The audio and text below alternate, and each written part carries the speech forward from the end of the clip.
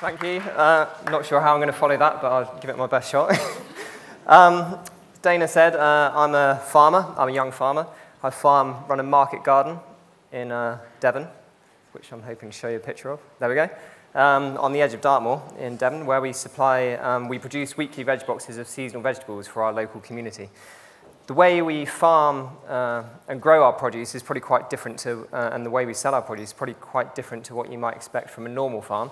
And I'm going to talk a bit more about that in a minute. But first of all, I'd just like to say something about farming in general and why it's something you may not have considered getting involved in the future. On the whole, agriculture doesn't seem to get talked about much these days, maybe compared to Premiership football or EastEnders or even the X Factor, something like that. And it's also something that maybe your careers advisor probably hasn't suggested that you can get involved with after you leave school or go to university. Even in a relatively rural area like Bath, where there's farmland within just a mile of the town centre, there's probably the impression as well that you can only really get into farming if your parents own a farm, or if you're prepared to work for not very much money at all, herding sheep or cows, or scrabbling around in the mud picking cabbages. And it probably doesn't help that, on the whole, most of the times we see farmers on the news or on the telly, they seem to be complaining about something, whether it's the weather, or the price of milk, or the badgers. You might notice the badgers have been getting it in the neck recently.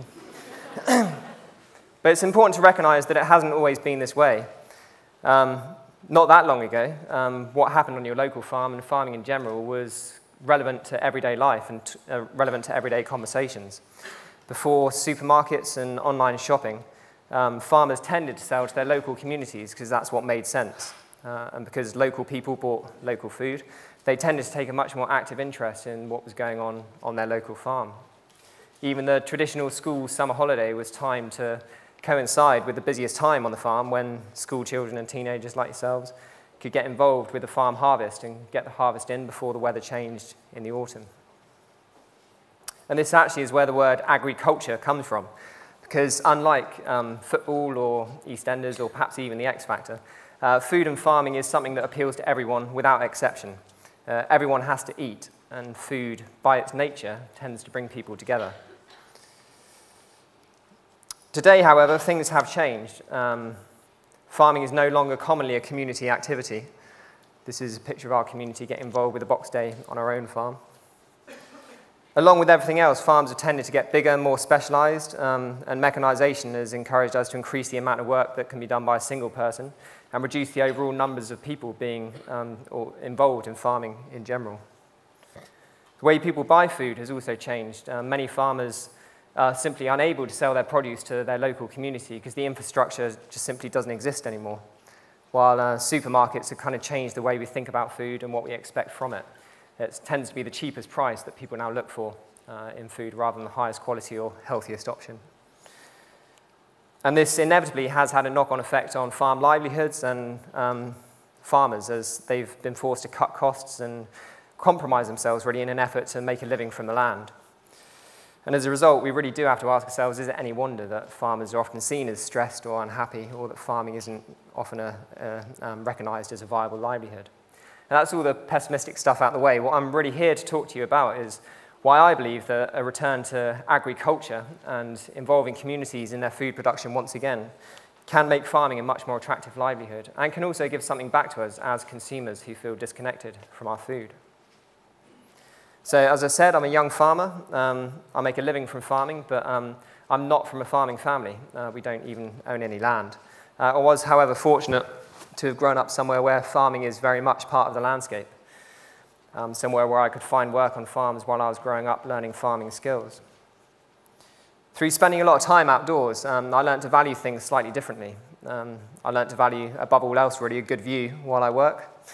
I learned to enjoy being out in the weather, whether it was raining, sunny, or snowing. And I've even learned to enjoy scrabbling around in the mud picking cabbages. I've learned to appreciate the value of producing something from the sun, the soil, and hard work, whether it's a vegetable, a lamb, a calf, or even simply a field of grass. And importantly, from my point of view, I've also learned the value of traditional farming skills that have shaped the countryside and the landscape where I grew up. So I went to university and studied agriculture, where we were taught that the only way to really make a living from farming was through large-scale intensive systems using plenty of agrochemicals and machinery. And after studying this for 3 years, I became more convinced than ever that industrial agriculture doesn't really have the environmental, social, or economic resilience to feed us into the future. So I started to look for alternatives. When I left university, I started to work, carried on working part-time on farms, while also learning to write about what I saw was the need for an alternative to the existing model of farming. And it's while writing about this that I visited a community-supported farm. And I remember it was like a revelation for me. It was like the first time I'd seen what truly resilient farming actually looks like, the farming of the future as I saw it. Community-supported farming is a term used to describe a type of farming that does one particular thing differently. It actively involves its customers in the production of their own food, the culture of where their food comes from. Most of these farms do this in a very similar way by asking their customers to sign up for a veg share for an entire year, for an entire season in advance, whether it's a sheep, a veg box, or cheese, or whatever it may be. It's a bit like getting a magazine subscription, but instead of a magazine, you get your produce each week. Now, from a farmer's point of view, this system actually this model relieves a lot of stress. To be honest, farming is quite a stressful industry in that you're taking a gamble every year that firstly what you're growing will survive without being hit by drought or disease or pests. And secondly, that there'll be customers willing to buy your produce when it comes time to harvest it. And this uncertainty is really why many farmers face little choice but to use fertilizers and pesticides in an effort to minimize this risk and maximize their chance of being paid for all of their hard work. The difference with community-supported agriculture is that the bulk of your produce is sold at the beginning of the season in advance. So as a result, you tend not to have to rely on fertilizers, pesticides, and intensive farming. Instead, you're able to adopt a more low-input ecological approach. Importantly, it also puts you directly in touch with your consumers, the customers who are buying your food.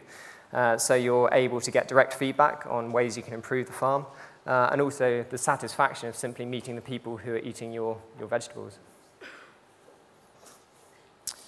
From the customer's point of view, they also find that once they've made this initial commitment, they tend to take a much more active interest in what goes on the farm, how the animals are kept, how the veg is progressing through the season, how the weather affects certain crops. And importantly, they tend to also get much better value for their money because they're not paying extra for retail, marketing, and transport of their food like you have to do at the supermarket. So having visited a number of these farms up and down the country in 2008, I was fortunate to attend a public meeting in my own community where a number of people expressed an interest in buying locally produced vegetables which weren't then available. So along with a couple of friends, we set about renting a piece of land, getting a startup grant, and producing our first year's supply of vegetables. We launched Chagford Community Market Garden in March 2010 on a 1-acre field with the objective of supplying our local community with a seasonal supply of ecologically produced vegetables. We chose a seasonal supply because we wanted our customers to be aware of exactly what could be grown on their doorstep throughout the farming year. And an ecological supply because we strongly believe that a healthy soil is the foundation for healthy food and a hearty culture. And the best way to look after your soil is to farm ecologically. 2.5 years on, and we're now supplying 73 veg shares a week to our local community. And we've just expanded onto another 5 acres of land. Although we received an initial grant to get the scheme off the ground, we were quite clear that we wanted the farm to be financially self-sufficient within 2 years, and we finally achieved this in April this year. One of the things that perhaps sets us apart at Chagford is that we don't have a tractor, but instead we rely as much as possible on working horses for the cultivation of our soil and weeding of our vegetables. That may seem old-fashioned and romantic, but I strongly believe that we need to cut the amount of fossil fuel used to produce our food. We currently use about 10 calories of fossil fuels to produce just 1 calorie of food, which is inherently unsustainable. As a result, I believe that working horses will have a justifiable role to play in the future of food production in the UK. As well as cutting dependence our use of diesel and fossil fuels, using working horses reduces the compaction of our soil, giving it a healthy structure and a healthy population of soil microbes. And I also personally believe that traditional farming skills like working with horses must be kept alive for future generations, and it's really our responsibility as young farmers to make sure that they are. Before we launched Chagford, I had no experience whatsoever with working with horses, but I did manage to persuade one of the most experienced horse farmers in the country to take me on as a part-time apprentice for a year. Through working alongside him, I was able to pick up his skills and knowledge and expertise and develop the confidence to train my own workhorse, Samson, to work on our fields. And this is something that I would really like to emphasize, regardless really of whichever career you decide to go into. I think the value of apprenticeships has been lost over the past couple of decades. I think you really can't underestimate just how much you can learn from spending a few weeks, a couple of days, or even a couple of hours with someone who's been doing a particular job for a number of years. And it's really a unique opportunity as young people without too many commitments, when you can work for very little money or perhaps no money at all in some cases in return for this priceless knowledge and experience. So looking to the future at Chagford, we've recently imported a state-of-the-art horse-drawn tillage tool. They do exist, from the Amish in the States, which we're now working with 2 horses. We're hoping this will revolutionize the efficiency of our farming system. And we've also experimented this year for the first time with growing wheat cereals for making bread, and this is something we'd also like to expand going into the future. Just to finish off, I'd just like to say, pick up on something that one of the speakers from last year's conference, Dave Cornthwaite, spoke about, and also Jeanette picked up on it as well this morning. It's about the importance of prioritizing happiness. I think Dave is an adventurer. If you've seen his speech from last year, he's an adventurer he's skateboarded across Australia, he's paddled down the Mississippi, and he's now planning to row single-handedly across the Atlantic. And when he was here last year, he spoke about how his adventures make him feel like he's living his life to his full potential. And as a result, that gives him a profound sense of happiness and fulfillment. And I must admit that when I'm working with my horse in a field producing quality vegetables, surrounded by a view that I know and love, that also gives me a profound sense of happiness. I think it seems funny to say it, but in many ways we're encouraged a lot more in today's society to be unhappy than to be happy. Whether it's the bad news stories that are constantly on the television or the radio, or advertising and marketing that seems to make us feel insecure and inadequate to make us buy things. It's almost accepted, it seems today, that it's okay to do a job that doesn't make you happy, as long as it pays the rent or the mortgage, or occasionally allows you to buy the latest phone or a new car. But despite that, the fact is that life is short. I consider myself extremely fortunate to have a job that just about pays the rent, but maybe doesn't allow me to buy the latest phone or a new car, because it does make me profoundly happy in many other ways. I'd just like to finish with a picture of this chap, who I hope some of you might recognize. It's Bob Marley. I remember when I was about your age, about 17 or 18, when I heard a song by Bob Marley with a quote in it, with a line that said, "Life is worth much more than gold." And I remember it made me stop and reprioritize my life and my ambitions, and it still stays with me today, because when you think about it, life is worth more than gold.